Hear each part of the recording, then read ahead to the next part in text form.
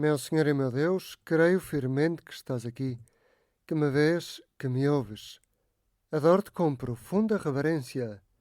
Peço-te perdão dos meus pecados e graça para fazer com fruto este tempo de oração.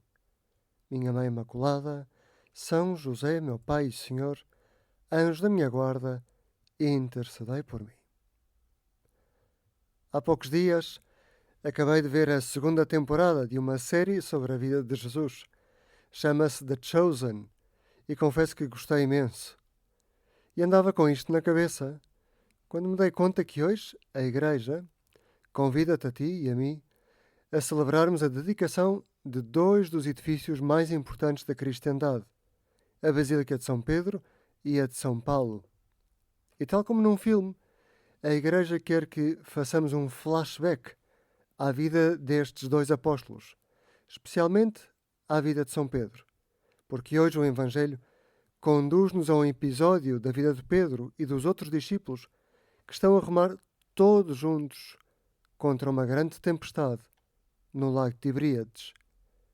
Era de noite e não conseguiam ver nada nos seus olhos molhados pelas chuvas. O Evangelho diz que, enquanto Jesus subiu a um monte para orar a sós, Pedro e os discípulos estavam no barco que ia já no meio do mar, açoitado pelas ondas. Eu imagino Jesus e Pedro como num filme. Primeiro vemos Jesus, que reza pelos discípulos, e depois a câmara a aproximar-se pouco a pouco do barco, onde Pedro e os apóstolos tentam escapar sozinhos a uma grande tempestade que os engole, longe da terra firme onde Jesus reza. As tempestades na Bíblia são muitas vezes uma metáfora das dificuldades da vida. Lembra-te de Jonas, que enfrenta uma tempestade quando foge de Deus. Hoje é Pedro que tem que enfrentar uma tempestade. Ele não quer fugir de Deus, mas a tempestade acaba por desabar sobre ele. E ao rezar contigo, Jesus, este Evangelho, pensei naquilo que me acontece a mim e a cada um de nós que agora falamos contigo. Tantas vezes desabam tempestades que não queríamos. Às vezes é no trabalho, um trabalho de grupo que temos que fazer e um colega não trabalha o suficiente, e somos nós que temos que remar e gastar o tempo. Às vezes é uma entrega no escritório que nos faz perder a paz quando voltamos a casa. Às vezes são dificuldades que nós próprios criamos pelo ativismo com que trabalhamos. São dificuldades habituais e que, no entanto, podem levar-nos longe da terra firme onde está Deus. Lembrei-me da carta de um sacerdote que enviou a uma superiora religiosa, a Madre Verónica, a fundadora de uma comunidade que se chama Iesu Communio e que tem muitas vocações de raparigas novas. A Madre Verónica lia a carta deste sacerdote espanhol, sem dizer o seu nome, numa conferência que está publicada na internet e que bem pode representar qualquer um de nós. Tu ou eu, sejas sacerdote ou não, como este sacerdote que escreve a carta. O remetente conta a sua história em declive. Madre, no outro dia saí da vossa casa chamuscado, tal como os bombeiros que correm afanosamente para apagar um incêndio, com as sirenes a tocar. E ao chegar, dão-se conta de que não têm uma só gota nos tanques. De que servir a correr para socorrer os outros vazios de oração, esquecidos do Espírito Santo? Assim começa a carta deste sacerdote, preocupado por ter perdido a vida de oração. Às vezes, continua ele, preocupamos-nos tanto da sede dos outros que nos esquecemos da nossa própria sede. Devo enfrentar-me com a verdade. Tudo se está a desconjuntar, até a fé. Assim, pode acontecer a ti e a mim também. Estares tão preocupado, preocupada, com o que é preciso fazer pelos outros no trabalho, na universidade, no escritório, que Deus começa a ficar sempre para depois. Como vou apagar os incêndios dos outros se eu também não tenho água? Pensava que a minha fé era como uma torre forte, continua este padre, mas agora ela está assediada por um exército de dúvidas e invade-me a debilidade. Há dias entrei na igreja e senti estranheza, um grande vazio, a ausência da sua presença.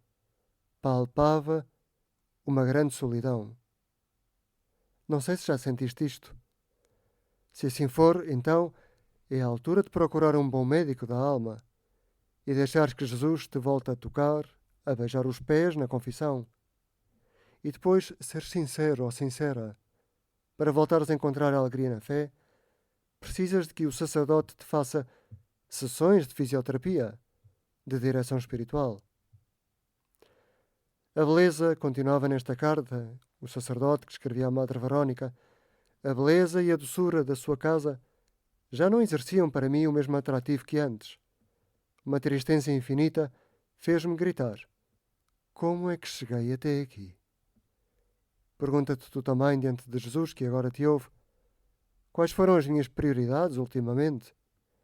Tenho posto os momentos de oração atrás das prioridades do trabalho? Tenho posto Deus atrás dos compromissos que me impedem viver como um filho amado de Deus? Como escreve Santo Agostinho, querendo, cheguei onde não queria. Apoiado só em mim, careço de estabilidade. Não posso duvidar do meu chamamento.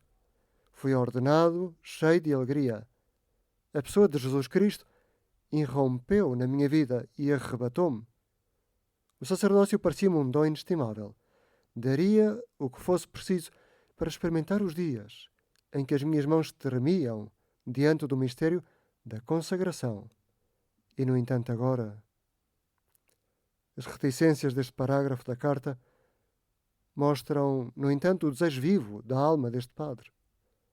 Não digo que penses no dia da tua ordenação, porque provavelmente não serás padre, mas do teu casamento, o dia da tua entrega a Jesus, ou simplesmente o dia em que percebeste que Jesus realmente te ouvia na oração. Será que tu também ainda tens um desejo vivo de voltar a encontrar-te com Jesus na oração? Se sim, então podes ter a certeza que já estás a rezar com amor. Também este sacerdote desejava regressar a Jesus e já no fim da carta escrevia: enredei-me com 1000 ocupações e foi capturado pelo ativismo. A paróquia, as famílias, os doentes, os pobres, os jovens, as peregrinações e acampamentos, as diversas atividades pastorais, as intermináveis reuniões de vigararias. A história deste padre bem pode acontecer a qualquer um de nós. Todos fazemos muitas coisas. E aqui pode meter-se uma atitude de soberba, de querer mostrar trabalho feito. É que eu não posso falhar. Pensa que os santos também fizeram muitas coisas e tiveram muito trabalho, homens e mulheres santos que trabalharam toda a vida, ou adolescentes que foram bons alunos, Carla Acutis, São José Maria Escrivá, Chiara Luce, Madre Teresa de Calcutá. E os santos sabiam que, para tirar a sede aos outros, para os ajudarem, primeiro eles tinham que ter água e ter curado a sua própria sede de Deus. É que só podemos experimentar a misericórdia e a bondade de Deus na nossa vida quando estamos perto de Ti, Jesus, quando estamos em oração. Por isso que é importante é, nos nossos dias, procurar a Jesus na oração e fazer pausas no trabalho, ainda que custe. Ao acabar de ler esta carta, a Madre Verónica tinha à sua frente um grupo de seminaristas que a ouviam, talvez, imagino eu, assombrados. Queridos seminaristas, não os assusteis. Este sacerdote está em crise. Ou será que teve o valor de pôr-se à frente da verdade?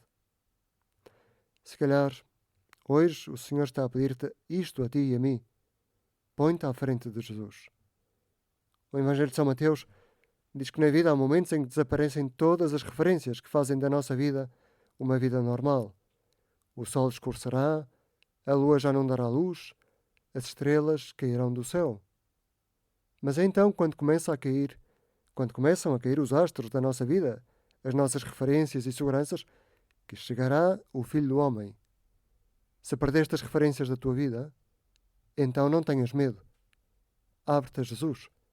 Ele bem pode voltar a aparecer na tua vida como um novo advento, E o que ficou para trás já não será mais do que uma prova dura, um mar tempestuoso, que foi acalmado quando Jesus começou finalmente a viver em ti.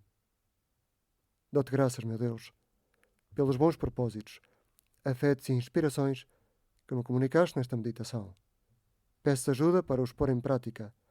Minha Mãe Imaculada, São José, meu Pai e Senhor, anjo da minha guarda, guiai-me pelas tempestades da vida.